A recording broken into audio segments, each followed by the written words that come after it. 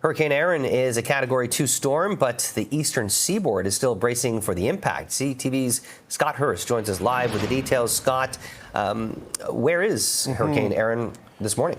Jamie, good morning. It has been lashing North Carolina, particularly the Outer Banks, and there are tropical storm warnings in effect for Virginia and Maryland. As you mentioned, it is still a Category 2 hurricane, and so that means there are still extremely dangerous winds that can cause extensive damage, and it is huge. Its tropical storm force winds are extending more than 500 kilometers from its center, and that is why it's threatening so much area on the U.S. East Coast. It actually is not expected to make landfall in the U.S. or Canada. It's expected to hook out to sea and stay off in the Atlantic, but the fact that it is so big, it is causing significant concern along a huge section of the U.S. East Coast. As I mentioned, particularly North Carolina, where coastal flooding continues along portions of that state and mid-Atlantic coast. And there are warnings along most U.S. East Coast beaches, Jamie, due to life-threatening surf and rip currents.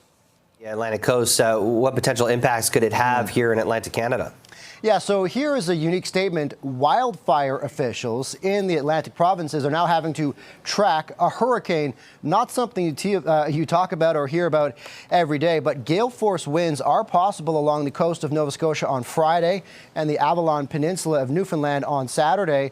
And this storm is now being watched closely by wildfire officials, particularly in Nova Scotia, as they're still dealing with the Long Lake fire in the West Dalhousie area, which is 32 square kilometers and still burning out of control. And so they will have the unique challenge of battling a wildfire and monitoring this hurricane, as those winds could fan the flames and make conditions for wildfire crews even more dangerous and make it potentially even harder to gain the upper hand on the wildfire that is still burning out of control in the West Dalhousie area.